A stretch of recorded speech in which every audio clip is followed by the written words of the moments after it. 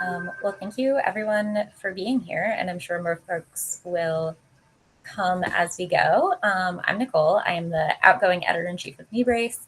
I would love to introduce Maya and Dallas. So Dallas writes swoony, smart, and sincere romance. No matter a person's background, there is something universal about the desire for human connection, whether romantic or platonic, which is why she strives to write novels featuring characters that anyone can see themselves represented in. Do you want to talk a little bit about the book you're talking about today? I'll be talking about two books, probably Queried Sick and Bipartisan. Queried Sick is a workplace romance set during the pandemic. So lots of mental health things going on there. And Bipartisan is a political fake dating romance with two characters who have anxiety. So I love that for them. Not actually, but I love it for me. yeah. I remember reading, especially Queried Sick with the arthritis rep and the anxiety rep, and I was just like, oh, cool, she's just in my head. That's exciting. And so Maya is a Canadian author whose young adult novels center around mental health, identity, and the healing power of art. A former bookseller, she works as a community arts writing instructor and has a number of independent literary anthologies. Her debut novel, When It All Syncs Up, was selected as one of Kirkus' best young adult books of 2023. And you have a forthcoming book as well. So, if you want to talk a little bit about your books. For sure. So my first two books are duology, When It All Syncs Up and Under All the Lights. The first one is about a Black ballerina who is dealing with a lot of mental health due to trauma, like growing up in ballet, being Black in ballet, and like her kind of like using ballet and dance and as something that she can reclaim to help her mental health. And then my second book is about the love interest from When It All Syncs Up.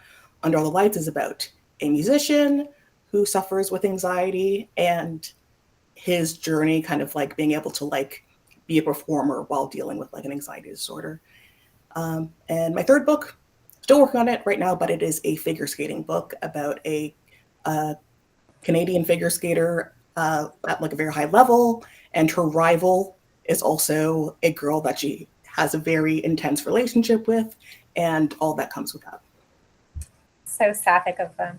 So I thank everyone for going with the flow for this. Olivia wasn't able to moderate the panel, but she is here chatting with people in the comment section. So, feel free to say hi. She also has an upcoming book, which is very exciting. So I've come up with a couple questions for y'all. I am, again, pulling them up because I'm very scattered today. But I would love for both of you to talk about your character's queerness is tied very much to their mental health and the way they interact with the world around them. So can you speak a little bit to the relationships your characters have with mental health and queerness at that intersection, and if it was intentional or if this kind of intersection just kind of came naturally to the story? Okay. I have a answer kind of like immediately coming to mind. So if no one minds me going first. I would love for you to go first. Okay, so when I was writing the When It All Syncs Up duology, mental health was something that was a big part of like forming the story, and I did want to talk about how teens navigate mental health. And within both stories, it's them navigating their mental health issues through using some type of art to help them kind of like self-soothe and like building community being something else that was kind of like a bigger theme within both stories. So in terms of like dealing with mental health, and then also like reaching out for professional health, getting medication if necessary. So it was something that I did intentionally weave into my stories.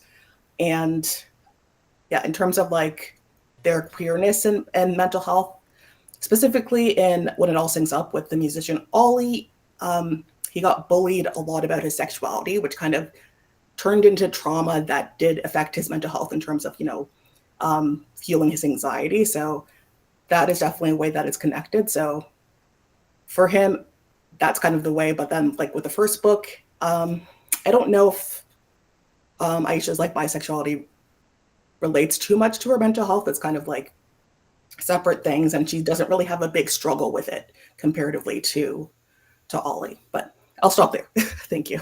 No, I think that makes a lot of sense, and I feel like it really throughout those two books kind of shows a very different relationship with queerness, which is also really cool. Just because no identity is a monolith, so I really appreciated that. Dallas, what about you? For my first book, Queeried Sick, since it's set during the pandemic, I really wanted to explore just that like the mental health of everyone who went through this thing. I wrote it right at the height of the pandemic, like 2020, and I was writing it just as a way to like process that mental health struggle that we all went through. And I wrote it as kind of a way to process my own queerness, which is interesting that I wrote them both as they were already out and bisexual. And I was kind of I wanted to have characters that were just existing as out and weren't really coming to terms with their identity as a way to like kind of test the waters for myself. And so the mental health aspects of Queeried Sick and their queerness don't really like, they kind of interact as it always does, but it's not really the focus of that one. But for Bipartisan, the character Jamie is going through his kind of bisexual awakening right at the beginning of the book. He's like, I'm pretty sure I'm bi, but I need to kind of I need to test the waters. He goes to a club and has a one night stand as kind of like, yep, definitely bi. And unfortunately he gets outed with that one night stand. And so a lot of his anxiety is tied to him being a political figure who was then outed as queer. And so the intersection of his queerness and the anxiety that comes up with that is pretty prominent. Yeah, no, I think that makes a lot of sense. I know for me, I've written my most recent book that just came out. My character is she, they, non-binary, and when I was writing it at the time, I was like, oh, this is just like a fun little thing that's not at all like me. And I think it really did help me kind of come to terms with like, I'm not quite sure what labels I want to use yet, but I'm like, this feels really comfortable and this feels really familiar. So going off of that, I would love for you to talk a little bit more about in Bipartisan, coming out for Jamie is a very joyful experience in that he gets to experience this new type of love and romance and community, and also really devastating with him being outed and just kind of the way that everything unfolds for him. So I'm wondering how that came about for you, and how it was different from writing Queeried Sick, where both of the main characters are bi and know that they're bi and are out. As I said, it's kind of interesting that the book that I was writing to kind of explore my own coming out was the characters who weren't coming out. And then the next book I wrote was a character coming out. And I think looking back on it, that is kind of intentional or like unintentionally purposeful on my part of like, now that I am out, I wanted to explore what it would be like for a character to come out. And specifically with Bipartisan, it was kind of, my husband is much better at coming up with book titles than me. And so he was like, Bipartisan, a bisexual politician, do with that what you will. And so I had this like title in my head for the longest time. And I was like, all right, I know that it probably has some sort of bi awakening, and it's because of like mental health is something that I always want to address in my books. It just sort of came to me that like I need to explore this difference between this like queer joy, but also the really difficult parts of coming out as being queer. And especially with today's political landscape, I wanted to really have that difference of, on the outside, like, yes, he's been outed and this is a hard thing for him, but he's trying really hard to reclaim his joy in this. Yeah, absolutely. I love the title. I thought it was so clever when I read it. So now I know who to credit for that. It is. Titles are hard, and I feel like you've got some really good ones. So props to your husband. I appreciate that. Like sometimes really good titles come to me and I'm like, please let my Yeah. publisher let me keep them, because that's, if people don't know that behind the scenes, like sometimes you do not have control over what your final title is if you're working with a big publisher. So being flexible definitely is helpful, because yeah, I have a lot of friends who are like devastated when they couldn't keep their titles. Oh, yeah. That is the benefit of being a self-published author, is that I get to keep my punny titles whether or not it confuses some people or not. So That's fair. I know when I queried my agent with the project that we're on sub with now, she was like, so this is great. How attached are you to this title? And I was like, listen, do what you need, like do what you gotta. So that's very relatable. I mean, that is this is not something that I had thought of before, but just, going off of this conversation, I would love to know,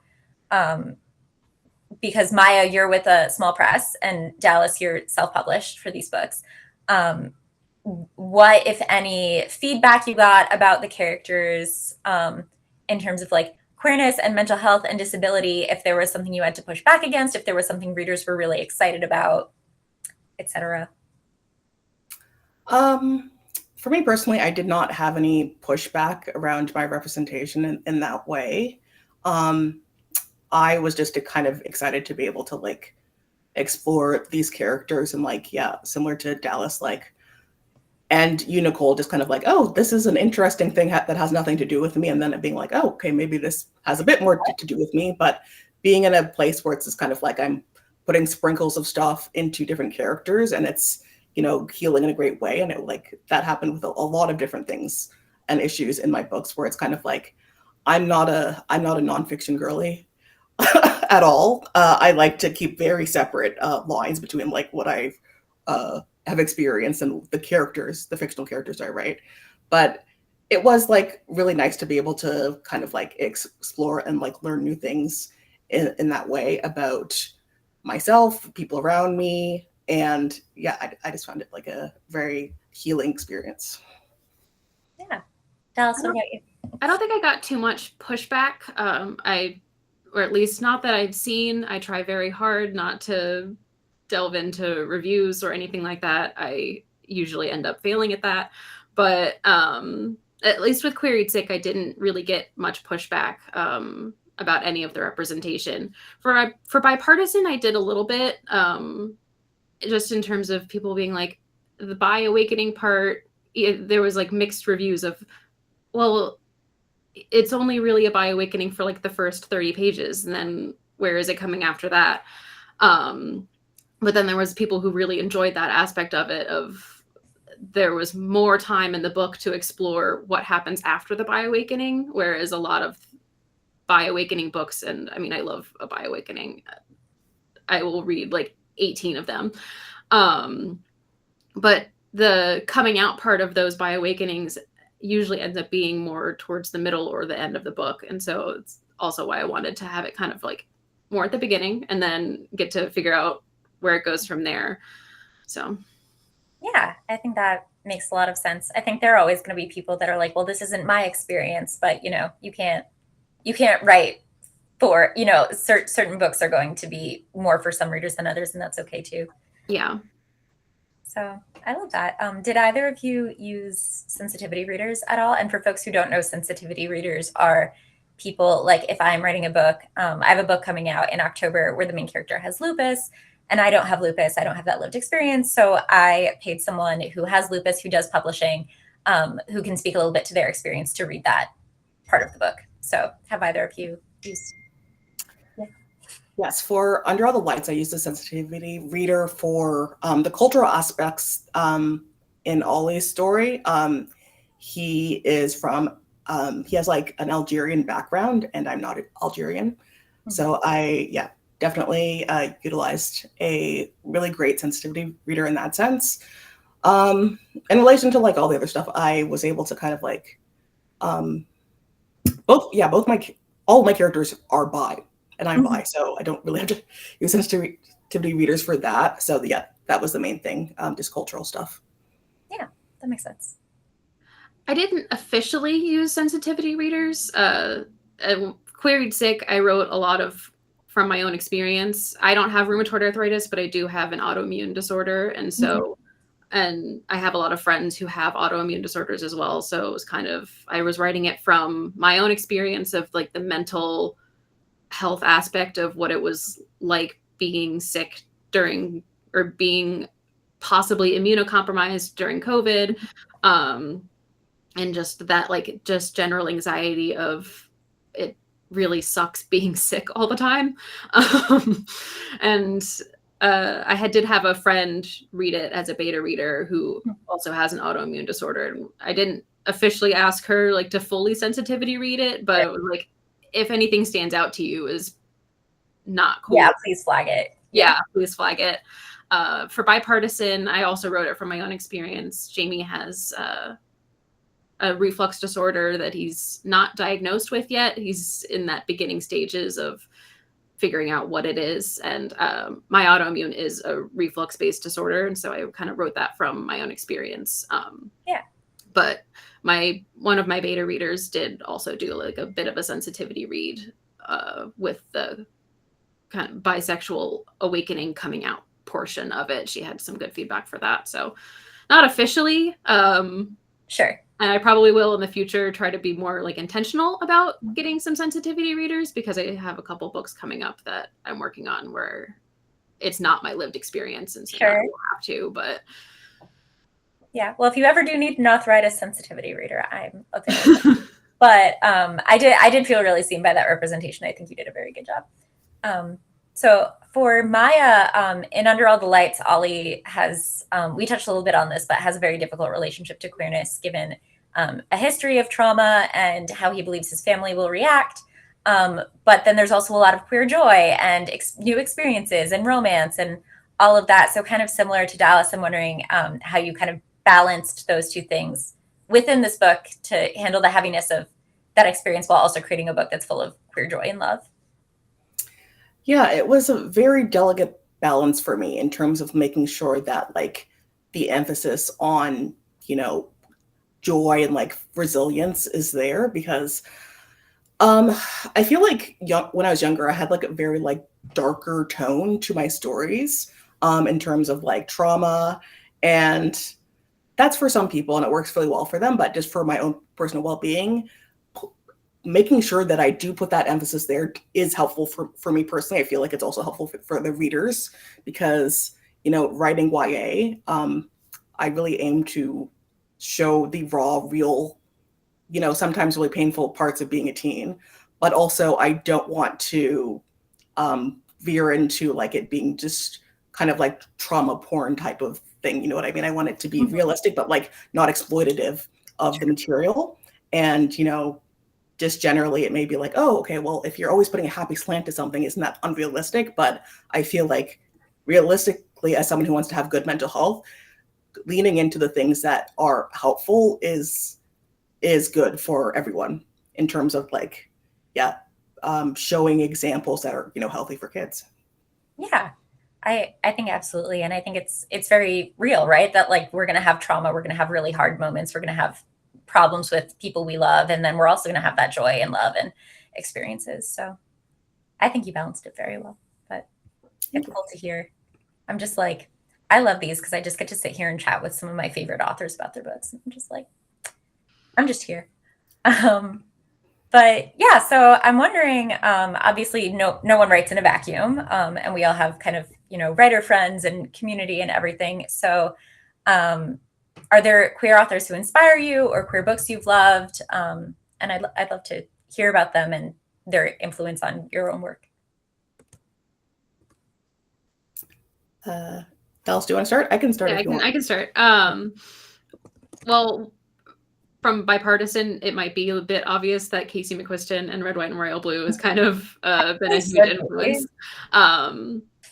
But like, aside from the political overlap of the theme of the two books, just the way they write friendship groups is something that I really love. In my bio, I mentioned that like the desire for human connection is universal to every person, whether that's like a romantic connection or a friendship connection. Everyone wants some sort of connection to another person. And so found family is a really important thing for me. Also, as a military brat, I moved a lot. And so it was just kind of me and my parents. And moving, I had to kind of find family everywhere I went, which is why I also wrote that into Bipartisan with Adrian. And so, yeah, their writing definitely inspires the found family and kind of also witty banter aspects of my writing. And then also Chloe Lee's, the way she writes disability is just amazing. And I strive to do the work that she does there as well. Yeah, absolutely. Maya, what about you?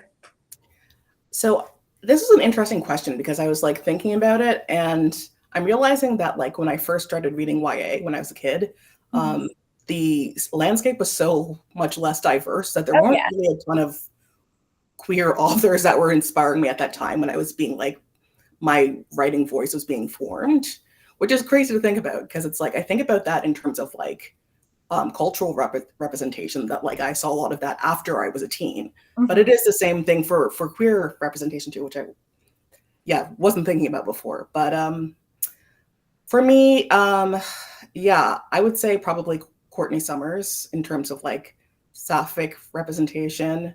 I'm a huge fan of her. Like people probably know her most famously from like Sadie and I'm the Girl, but I was reading her first books that when I was 16, and it really did influence my voice in terms of like, I felt like when I first read her work, I was like, oh, I write like this, and like it's okay to write like this without like sugarcoating how difficult being a kid is sometimes. You know what I mean? So I think that definitely influenced me a lot in that way. But yeah, in terms of like queer authors, it's this weird thing of like, now that I'm an author, I see a lot of people that I kind of indirectly know a little bit. I'm just like, wow, you're changing my brain in terms of like thinking about like queer representation. And it's just like, it's just kind of exploding in this weird way. But yeah, so I can't really think of anyone who like early on influenced me, but like, yeah, there's just a lot of really great queer authors out there who I admire, but like, it's kind of new to me. So I'm not saying like they're a huge influence per se, but like, it's influencing me now while I'm, developing. Yeah, I think I definitely relate to that. Chatham Greenfield is a local to here. I'm in North Carolina, but she's an author who writes queerness and disability. And there's a main character in her debut novel who has IBS. And that was kind of the first time as a person with Crohn's that I had written like fiction with someone with something even remotely similar. And so I feel like very similarly that I can't really name people in childhood, but I think reading that book, reading Samantha Irby, reading, just those more recent books has definitely influenced what I'm writing about now. So, yeah. So I know we talked a little bit about this before everyone came on, but I would love to know just what's next for y'all, if you can talk a little bit about your upcoming books and what you're working on. Sure. So for me personally, I have my third book comes out in fall of next year, and it's with my same publisher as my first two books. It's a figure skating sapphic YA called Spiraling Out, and it is about a Canadian Black figure skater who's like at a very high level, and her rival also happens to be like the girl that she's on and on again dating. And there's a lot of really intense feelings around competition. And also that character, which I didn't mention before, is a Black character kind of coming to terms with her bisexuality, but also dealing with that in terms of having conservative parents, dealing with like being on a like social media global stage of like people know about them and like dissect their type of relationship, kind of similar to my last book with the musicians and like all the gossip going on. So yeah, that's what I'm working on right now. this is my first like fully sapphic novel, so I'm very excited. Exciting. I love that. I think you and Becky Albertalli are two people who really write that kind of like parasocial relationship really well, because she just came out with a book, Amelia If Only, where the main character basically does like a 2-day road trip to go see her favorite YouTuber. And I feel like y'all have very similar kind of like the audience comments and everything are very similar. That's a huge compliment because I'm obsessed with her, obviously. She's so great and so kind. I'm just like, she's so nice. She's so nice. I don't think she understands the extent to which she's so important to like queer authors who are like younger millennials or older Gen Z, because I'm like, no, you're the blueprint. Like, you're the first time that for folks who don't know, Becky Albertalli is the author also of Simon versus the Homo Sapiens, which is the book that Love, Simon the movie is based on. And she's just so kind. And I'm just like, no, you like, this is the first time that a lot of us saw queer characters who like got a happily ever after. And that was really revolutionary at the time. So just going to add on, I should have said Becky when you're asking me about queer. Oh, yeah. That's so fair. Dallas, what about you in terms of influences? I haven't been writing a lot lately. I needed to take a bit of a break after putting out Bipartisan and then the election, seeing as my next book will also be the next book in that series is also in the political realm. So I needed to like take a bit of a break from it. But I did literally just clean my office today in hopes that I can lock myself in this cave and start working on District Love Book 2, which will be male female but with bisexual rep, kind of Josh and Donna from West Wing inspired. So that'll be Ben and Riley from Bipartisan, the chief of staff and then the staff assistant. Oh, I love that. And I've got a couple like short stories that I'm also working on, just trying to get the flow back of writing. Amazing. We can talk a bit more. We are opening up to audience questions. So if y'all have questions, feel free to drop them in the chat. I see people are very excited about both Spiraling Out and your upcoming District Love story, Dallas. So, but yeah, I think that I love, and like both of you are doing this now, good, like interconnected sort of standalone, but like really fun for readers who have read the whole thing books. Is that hard? Because I haven't done that, to kind of do that and, you know, introduce new readers to the series while also, you know, being like, okay, old readers are already familiar with these characters. Yeah, I definitely had to rethink how it was going to happen because so with when it all syncs up duology, like when I first saw the concept, it was from alternating perspectives. Mm-hmm. So writing, when I switched to like just having Aisha as the main character in the first one, I still had Ollie's voice in my head. And so I feel like that kind of helped. And I feel like not thinking that transition of like, okay, if someone has not read the first book, are they going to get the main things? What really helped was kind of like not over explaining, just kind of like giving context clues in terms of rather being like, okay, here's like all of the events you missed last time on Clear. So, but basically, yeah, I try to avoid reviews as well, like Dallas, but sometimes I, read the good ones. Yeah. And many of the good ones have said that I did that transition well. If they have not read the first book and they just start reading Under All the Lights, they feel like they have enough information in it. And yeah. Yeah, absolutely. I can imagine that's a really hard balance. My sister will message me and be like, hey, I read a really good review of your book. Can I send it to you? So sometimes I'll read the good ones that way, but I also try to kind of stay away from, because they're not my business. But Dallas, what about you in terms of, I know you're kind of just starting your newest one, but if you have any thoughts. It's definitely a little harder than I thought it would be, since mainly what I read is interconnected standalones. I rarely read just like a one-off because I do love that like friend group and the interconnected characters. It's kind of like, to me, syndicate or procedurals of like, because I was a forensic scientist. That's what I wanted to do when I grew up, and then I had to leave for reasons.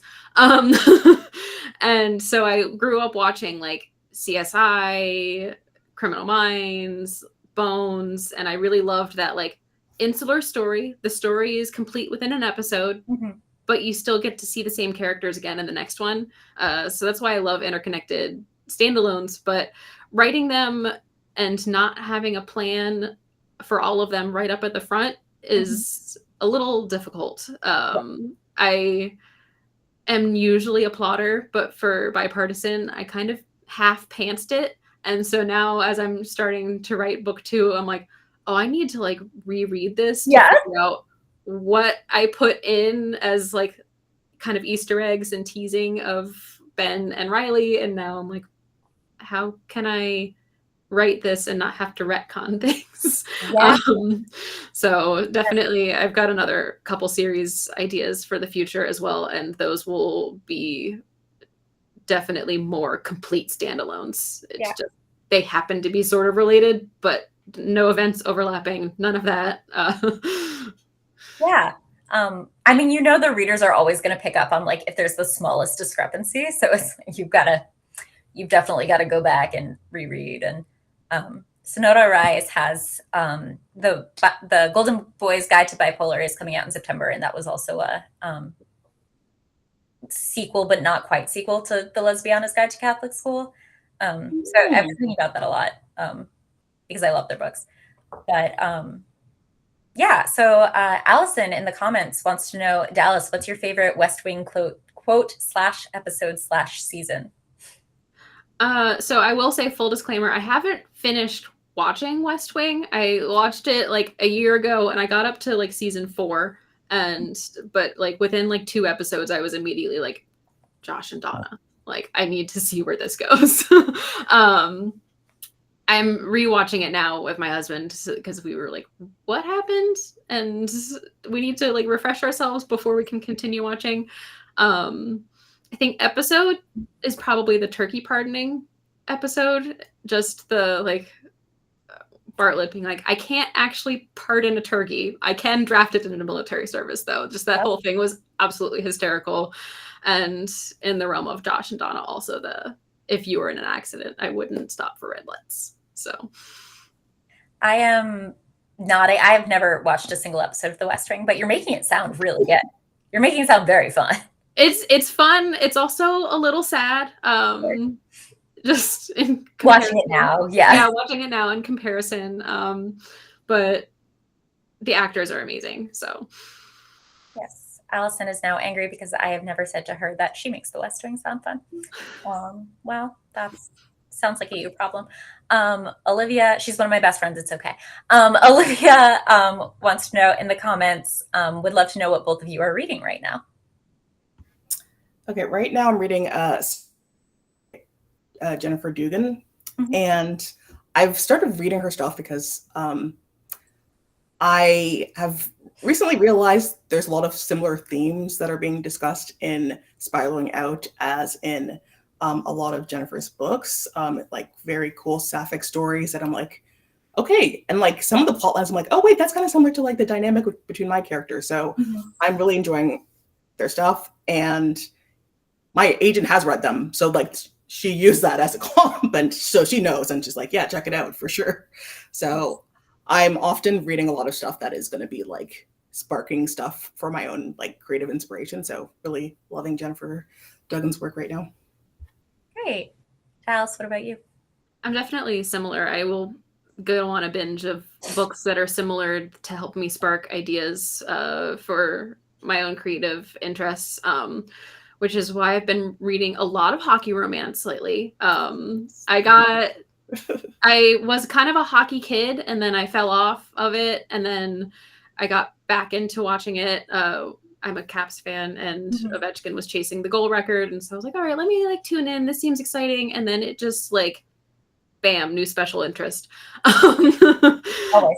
Always. And then I also just started reading Kiss Quotient because a short story that I'm working on is going to be featuring an autistic character. And so want to get multiple kind of perspectives on how to write autistic characters before I delve into that. Yeah. As a follow-up, before we circle back to May's question, Dallas, have you read Check Please? I adore Check Please. It's so wholesome and I love it so much. That's definitely on my list as like a skating like story, and like I love graphic novels, so I think I'm going to really enjoy it. So definitely check that one out. I would, yeah. I'm trying to read more graphic novels because I always love them, and then I forget that I love them, and then I'll pick another one up and be like, wow, this was so great, and then I'll forget again. So, are there any guilty pleasure books you revisit over and over? May wants to know. I have a couple, okay, but before I get into it, Alice, you're saying you're reading some books with autistic main characters. I don't know if you know Something More by Jackie Calalay. She has this like YA Palestinian Canadian book about this girl who she's in this like cute little love triangle, and her main character is autistic. So in case you want to check that out, it's really great. I'll do that. Thank you. Jackie's going to be on the August panel, actually. Oh, nice. Awesome. Yeah. We're doing, actually, Dallas, you should come to this because we're doing a panel on autistic writers writing autistic characters in August, which will be very fun. I think I did see that on the website, and I was like, I need to remember to do this. Yeah. So it's Jackie, Quentin Lee, and then Brianna Bond are all speaking there. So I'm excited about that. Not that anyone asked me, but what I'm reading right now is a lot of Kay Ancrum books because I'm really I'm obsessed with that. Yeah. I read Icarus because it was on everyone's like disability books to read list and was like, oh, I'm in love. Like I'm in love with her writing. And then I read The Corruption of Hollis Brown, which is so weird, parentheses positive. Like, I don't know how else to explain it, but it's so good.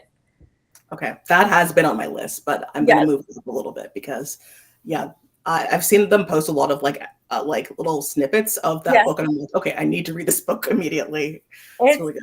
The premise of it for people who haven't seen it is that the main character makes a deal with like not quite a crossroads demon, but the rules apply and they end up sharing a body, but then they end up falling in love. And I was like, how is this going to work while they're sharing a body? It absolutely does. It's phenomenal. But interesting. Yeah, it's sometimes I read books and I'm just like, I can never be this creative. I'm like, what am I even doing?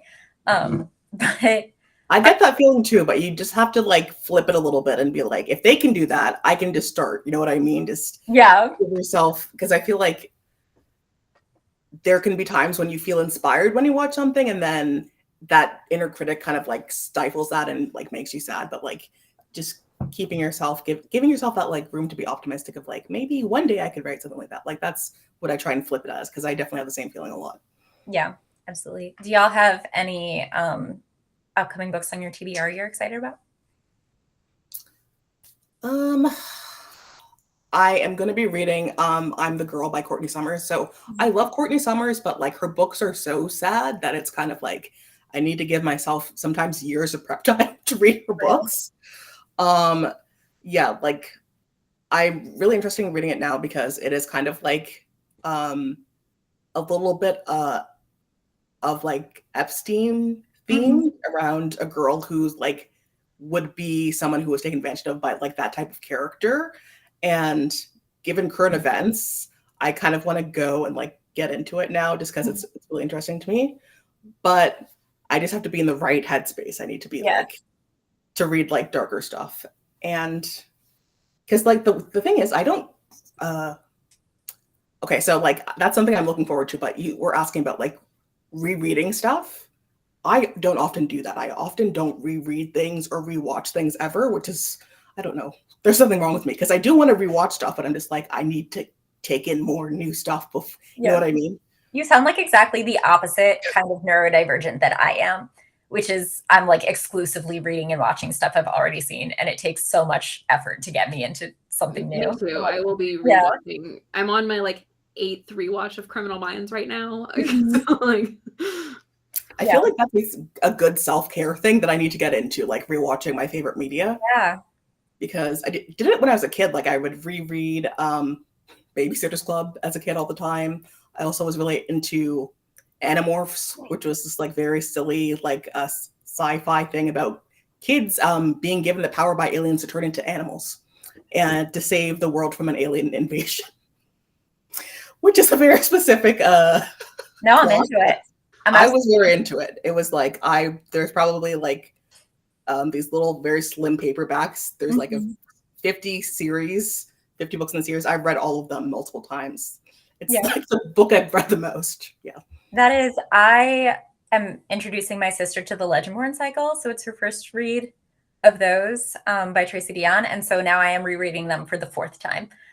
So that I can be like, I'm like, oh, like I have to get caught up. I know everything. I know everything there is to know the Legendborn cycle. But I'm like, but especially after reading Oathbound, which is the newest book that came out, there are things that I am now catching in Legendborn and Bloodmark that I couldn't have before. So that's something that's really fun about rereading for me. Would y'all ever write in a genre that is not contemporary?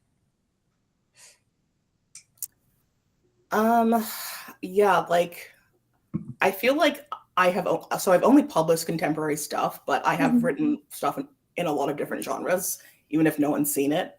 My first book that I like wrote in high school was like a paranormal romance with like very detailed X-Men kind of inspiration. Sure. Yeah, so it was kind of like some type of like, Xavier school type of situation where like all these kids have these powers. And the thing is the world building got to me because I would just like I was always just a pantser. And it's like, you can't pants a like fantasy series with a magic system. That doesn't make sense. Yeah. But it's something I've been wanting to revisit for sure. Yeah, world building is something that is just so daunting to me. I want to write a fantasy book at some point. But I think I would probably need to enlist my husband's help of, can you just like create the world and then I will just write a story in it? Because he plays there. And so he can do that. I do at some point want to write like a more contemporary paranormal romance though, like witches or something that it's just light world building, not it still takes place in like on Earth and all the places are the same, just the underground paranormal element. Yeah, I'm thinking of like Blood Like Magic, Lizelle Sambury, where I'm like my fantasy shelf is right behind me, so I'm consulting that. What else? Oh, When Women Were Dragons is a good one for that, where all of a sudden just a bunch of women turn into dragons. Amazing. It's great. Allison is asking Maya, what do I have to pay to get your X-Men story? How much money do you want? Which I don't think is a serious question. Feel free to answer. I mean, now that you're asking, I used to do something insane when I was in high school. Like I would write the chapter after I finished my homework, print it out, and give it to all my friends. Whoa. And this was unsolicited. I'm just like, here. I know what asked me. I was so scared to share anything in high school. That's so brave. But they seemed to like it. I was posting my stuff, not on AO3. I was posting it on fictionpress.net for those oldies out there. So I would like post stuff, and I feel like it kind of gave me confidence as a writer because my friends, some of them would be honest if they didn't like certain things, but generally good feedback. But like strangers, they were giving me feedback when I stopped posting. People were like sending me hate messages. So I was like, this is a good sign for my writing. Yeah. For my career. Yeah. Allison says as an AO3 poster, it is a good learning ground. I am wondering, because we're nearing the end of time, but I'm wondering for both of you writing about like queerness and disability and things like racism and dance and, all of those things like pandemic, how do you write those topics? And we talked a little bit about balancing that with joy in your books, but, how do you take care of yourself while you do that? For me personally, like it's something I've thought a lot about, and it kind of influenced me to having a more optimistic way of writing about things. Because like when I was writing in a darker tone, it wasn't really helping me like in terms of like being in a good place to like continue writing that. And like I've asked this exact question to Courtney Summers, who I've mentioned is one of my big influences.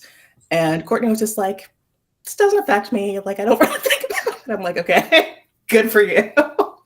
But yeah, like for me, like it does affect me. So I'm like, let me just write something that is going to like, feed my emotional soul instead of putting me in a bad place. So Sure. I think for me, writing is therapeutic in that way of like I get to explore this thing that has maybe been bothering me or whatnot, and I get to just like kind of put it all on the page, and then I can see it. And as a neurodivergent person, like having it kind of be on paper, it's now outside of my body, and so I can like look at it and process it easier, which is how Adrian and Jamie's like mental health ended up happening in Bipartisan, of like the difference between anxiety disorder and burnout, because I was dealing with both. And so I like put them into two different characters and was like, let me figure out how they can help each other through each one of them. And then in that way, I was able to be like, all right, now I can help myself with these things. And also having my cat as a writing buddy is very helpful. oh, love that. My cat hates it when I'm talking to someone who isn't her. So she hates it when I'm on a video call because she's like, where's my attention? So she's not here. But the second I get off the call, she's going to come. She's going to sit on my keyboard. She's going to make it impossible for me to do anything. Oh.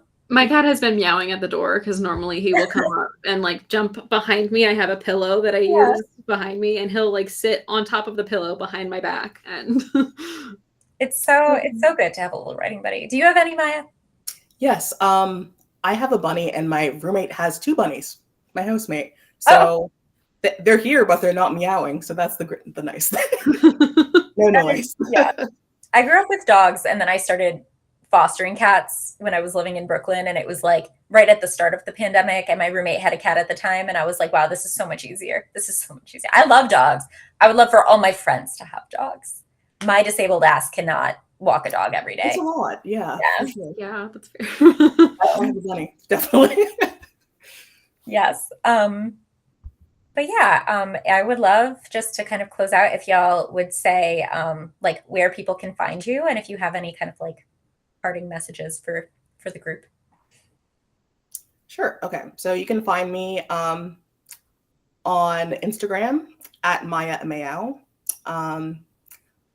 Also on Blue Sky. I'm not really posting on Blue Sky, but it's there. The one that Threads, same thing. TikTok by Maya Ameyaw. Or you could like check out my website, mayameyaw.com. So those are the main places. And yeah, just in conclusion, this was a really fun conversation. And Nicole, I really appreciate you inviting me. This has been great. Thanks. I'm having a great time. I'm just chatting about books. I'm on most social platforms as author Dallas Smith. And you can also check out my website, which is thesamething.com. I also have a Substack, which is how I do my newsletter. And I also occasionally will post other articles about like how to publish or writing tips. And hopefully we'll be starting to write also witchy author tips. So I love that. I'm very grateful for y'all for bearing with me, and very excited that we got to do this and have this conversation. So thank you so much. This was amazing. Thank you guys for being here. The next one will be in August. You can sign up in the same Google form, and you can also go to kneebracepress.com, and there you can find more information on the summer series tab. So thanks, guys.